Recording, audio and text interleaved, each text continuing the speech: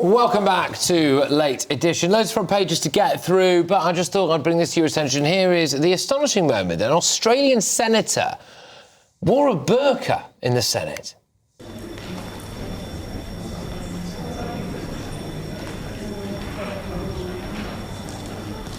Yeah, so that is Pauline Hanson, although difficult to tell at the time, to be fair. An Australian senator who's been causing a bit of a storm down under. Some jokes write themselves with her bold, headline-grabbing actions around the burka. Having failed to pass a burka ban in the Senate with her own bill, she took matters into her own hands and wore the burka to make a point. But it turns out that isn't the first time she's done it, apparently. She's now being accused by her critics. I mean, this is hilarious, by the way. So just look at the lefty outrage here. This is a racist senator displaying blatant racism and Islamophobia, President. Respecting a faith. She is disrespecting the Muslims out there, Muslim Australians. Senator Hanson is using a prop in the Senate, and it's a dangerous prop. Well, she was subsequently suspended, but just for an hour, though, so that's all right. Well, I'm very pleased to be joined now by Senator Pauline Hanson herself, who is the founder and leader of the Australian political party One Nation. Thank you very, very much. Tremendous to see you. In more ways than one, of course, in light of the burqa thing. OK, go on. So, look, why do you do it? Why do you feel so strongly about the burqa? All right. I wore it in 2017 because there was no dress code in the chamber. So I thought, OK, what if we got to the stage, someone wore a burqa in the parliament, national security, everything. So I proved a point. I wore the burqa then. They weren't interested in changing the dress code, so it hasn't been changed.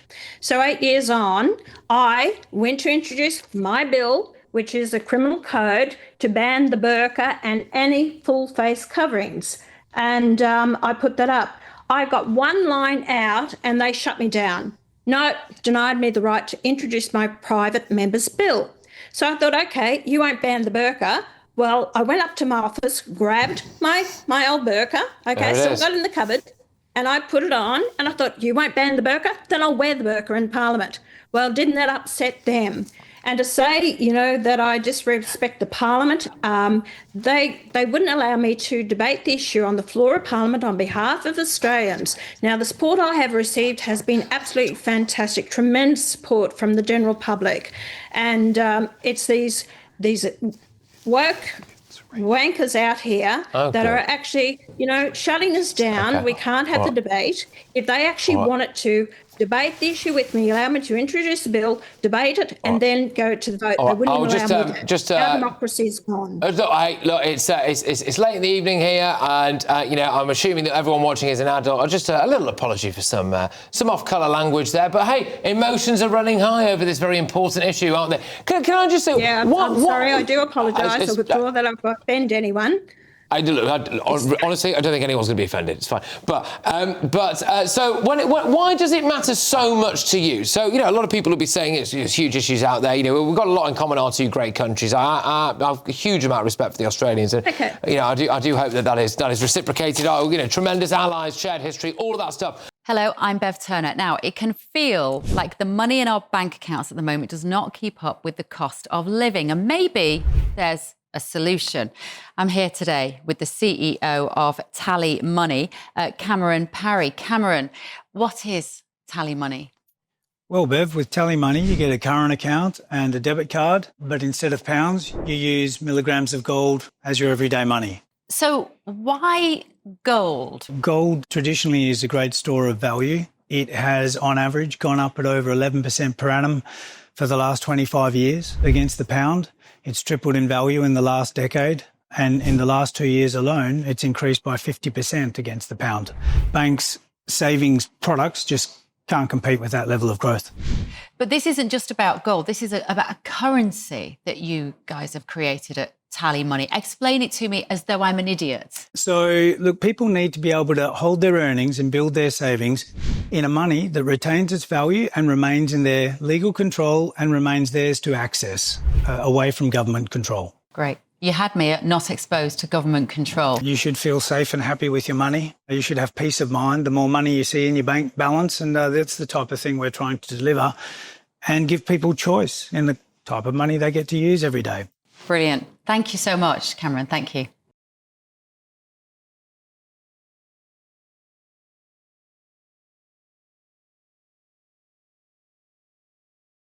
But why does this issue matter so much to you? I have been on about the radicalisation, what's happening with Islam and the way it's infiltrating the tentacles in countries around the world. And I see it's changing. There's parts of Australia and western suburbs of Sydney that you can't even go there.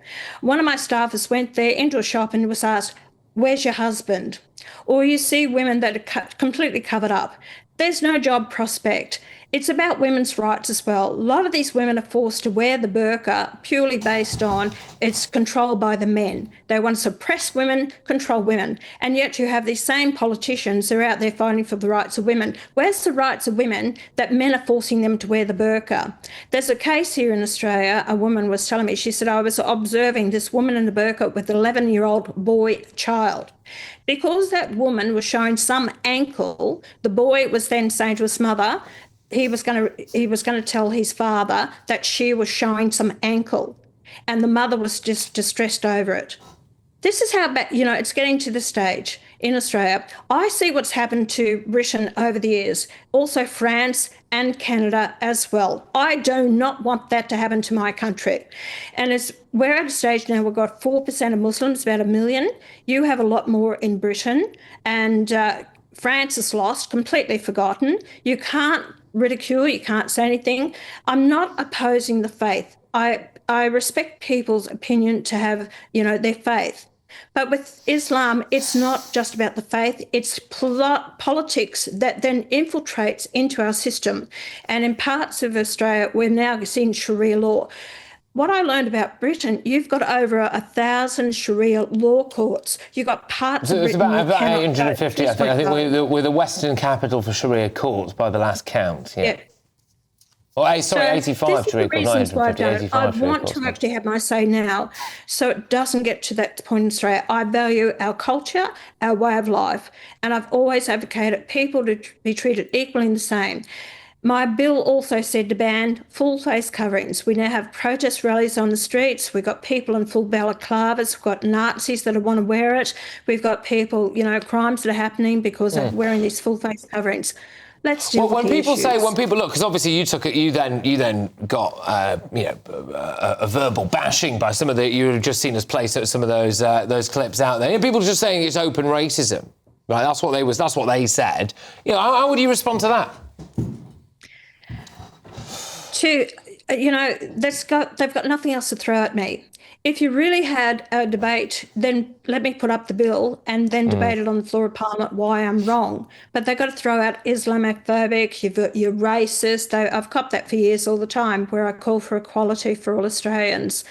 And disrespectful to the chamber. No, I wasn't. I was denied the right to even speak to it. They allowed everyone else to speak. They did not allow me to respond to the allegations made against me. Okay. They would not allow my members of Parliament to speak to it. They put it to a vote. The President said, no, I've ruled, you'll suspend it from Parliament for the rest of the day.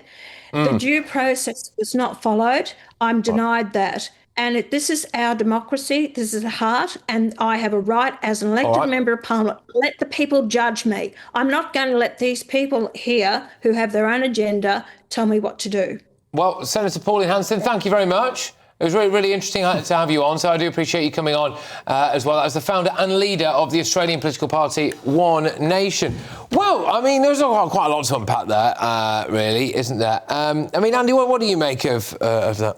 I thought her Soviet-style portrait behind her was certainly something. This is a woman who's got a grip on the facts, clearly. Over 1,000 Sharia courts in the Barry, but only 85. Very good, Senator Hanson. Do you know what? Probably been a couple of years since we've counted, but quite the uptick. Do you know what population of... She represents Queensland in Australia. Do you know what population of Queensland identify as Muslim? No. 1.2%. That's actually gone down since the last... In 2021, 1.2%. The previous census in 2016, it was 1.4%, so it's actually gone down. But do you not think she might have seen what's happened in Europe and what's happening in Britain and be alarmed about the discohesion? I do not think that woman has a grip on reality. She did it in 2017 when... She calls it burka. It's not even a burka, it's a niqab. She's got the wrong terminology. Why has she got to learn the right terminology for an alien headdress? Well, she's just a bit of a mug, really. She tried it in 2017. It wasn't funny. It was weird when she did it. She wasn't really making a point. I don't think she tried it again in 2024. No one really knows what the point was.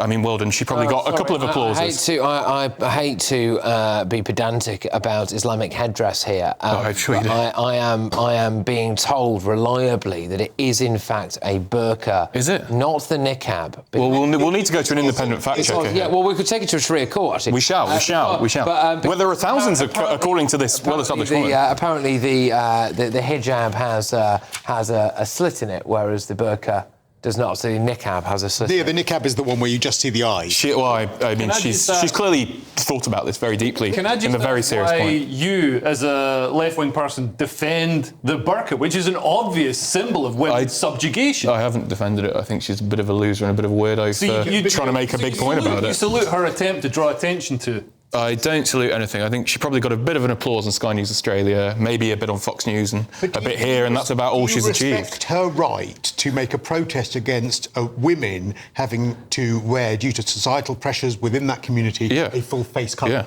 So you agree with her there? Well, that wasn't the point she was making. The point she was making was she was crying because no one voted for a bill. She's always been a bizarre fringe weirdo. But in her maiden speech when she was elected, like France has, like Belgium has, like Austria she's not. has, like Switzerland has, she's like not trying to do it Tunisia meaningfully. And Chad, majority countries have banned when she was elected in her maiden speech, she had to go at Asians, East Asians, and then she had to go at disabled people. Now she's turned her gaze to Muslims. She's not a serious person. She's a weirdo. She's a weirdo, Leo. All right. Lots going on all around me here, and in fact, it's been that way since we started at 9 p.m. You okay, Patrick? Not really tonight, but Are you all right? I think this could be the end.